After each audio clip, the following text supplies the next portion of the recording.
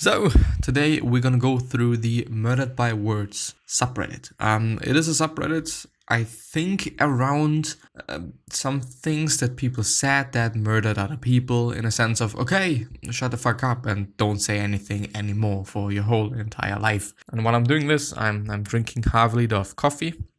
Yes, decaf coffee, but I still think that there's some caffeine in it, which I think, considering the amount, which, initially it's been a liter, it's quite something, or it might be quite something. But anyway, let's see. The first thing I know is something about political stuff. I'm also going to skip that just because it is so much to read.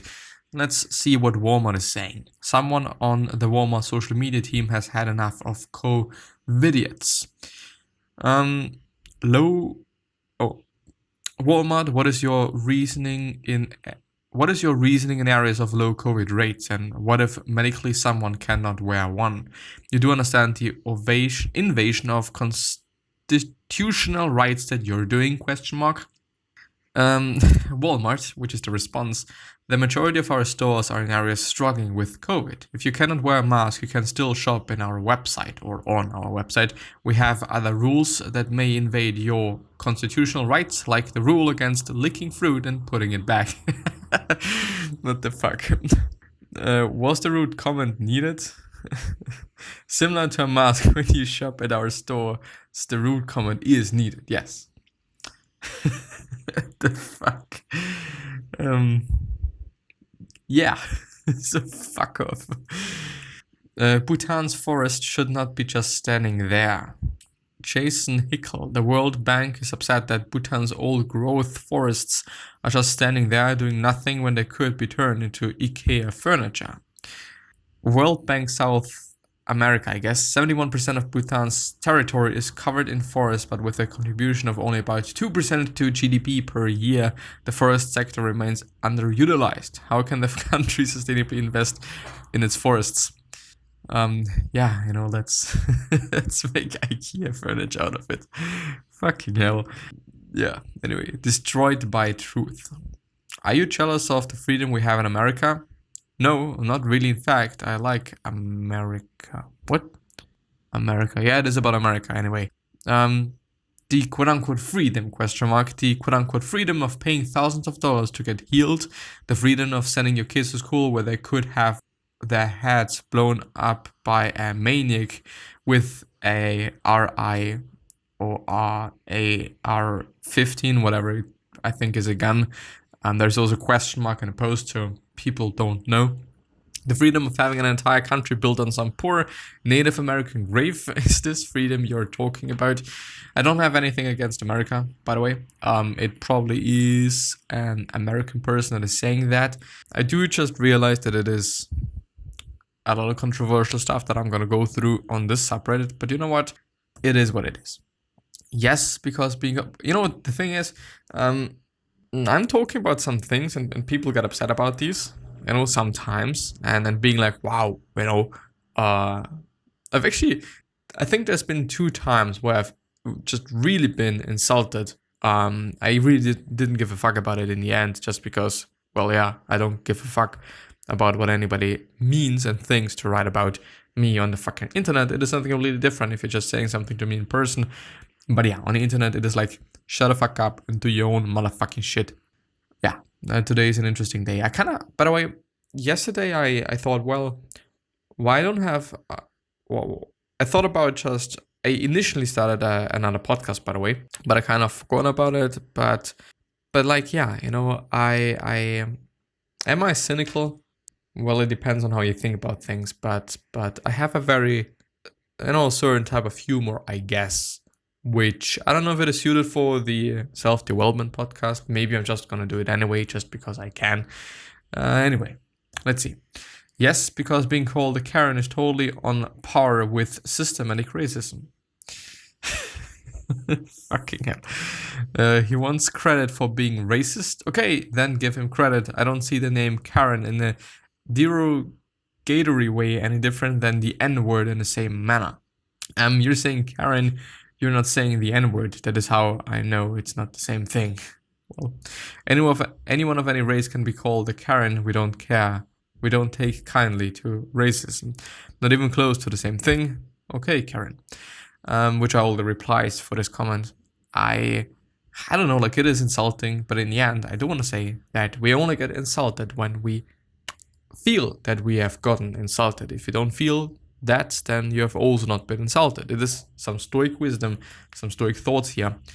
So keep that in mind, whatever anybody says to you, it doesn't necessarily have to make you upset. It is your response that you can control. Of course, it is a difficult topic because the initial response is probably not going to be controlled by you, but rather by your mind, subconscious mind, blah, blah, blah, blah, blah, blah, blah.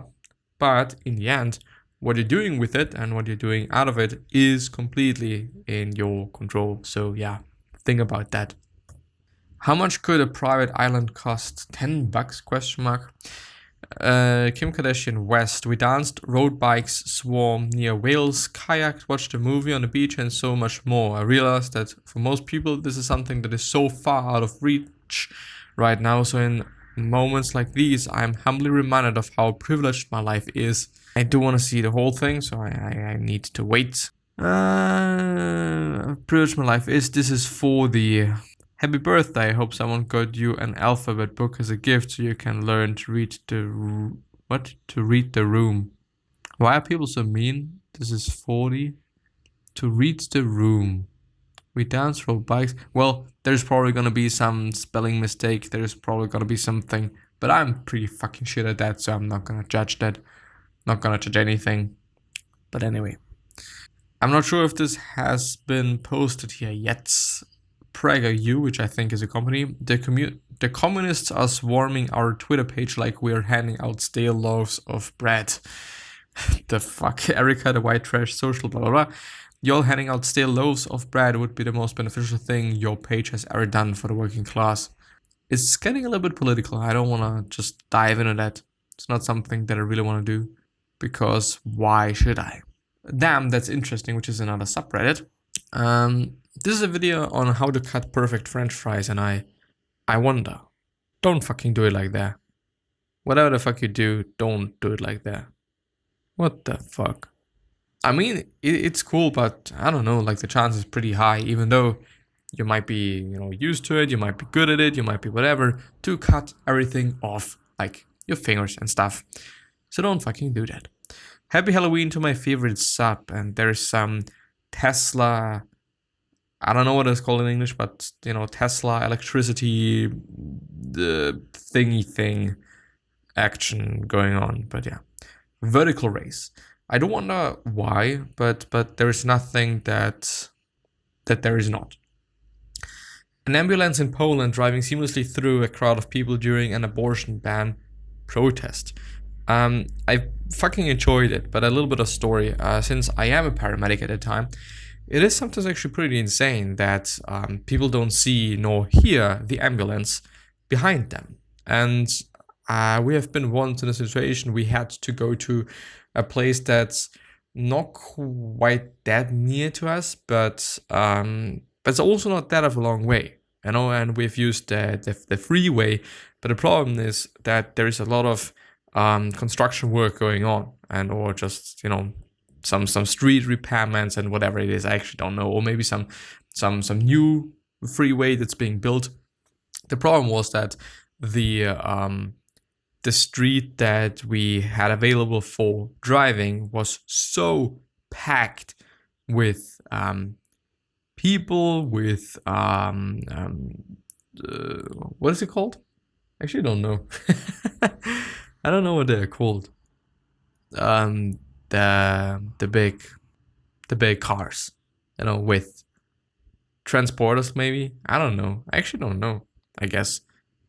Well, maybe I do know. Well, anyway, the thing is, it's been really, really, really amazingly tough to get through all of that shit. But of course, there was no way for people to escape. There was no way to just create this emergency thing. Yeah, amazing. A little bit of a story. The Willamette meteorite, officially named Willamette, is an iron-nickel meteorite found in the US state of Oregon. It weighs 15.5 tons. It's the largest meteorite found in North America and the 6th largest in the world. It's actually quite massive, I'm not gonna lie. It really is massive. And it looks pretty cool. What is it made out of? Iron nickel. Iron nickel. I do want to point out, we are living on Earth. There is just trillions of other galaxies. We think that our life is so amazingly important, but it is not quite. We're so small. I'm so small. I'm such an insignificant part of this world. If I die, nothing happens. Some people are going to be a little bit upset. They're going to be a little bit unhappy. But eventually, nobody is going to care in a few years. A little bit of a thought there. We are really insignificant. Even though, to our loved ones, we are the world, or we can be the world, and also try to be that by doing something nice, by being nice, by also maybe just giving a fuck about money as well. I don't know. Just gives people some things they can be happy about. Buy them something occasionally and whatnot. Like, even though a lot of people say like, yeah, we are not materialistic and stuff. We all like just being surprised by something. You can be ABCs. Gonna skip that. Volatile, an abstract piece I made. It actually looks pretty cool. Just only because of the colors. Only because of the colors. The colors make it just pop and be amazing. Yopro lights cyanide rocks to glow when exposed to UV light. That's pretty cool. But yeah, that's that's all I can say. That's pretty much all I can say. As the oxide layer of bismuth, oxide forms, the color changes as the thickness increases. Interesting. What can we learn from that? Nothing. Nah. Total legend. I'm not going to pronounce the name. India Renaga in Nashik stands beside the Godavari River from morning till 11 p.m. at night with a whistle and stops people from throwing garbage into the river. They may behave rudely with me, but I still pursue them not to do such things, says Mr. Paitil. When asked how he deals with the resistance, he said that he fills bottles with the river water and asks the people to take a sip from it. When they refuse, he makes them aware of the severe pollution in the river.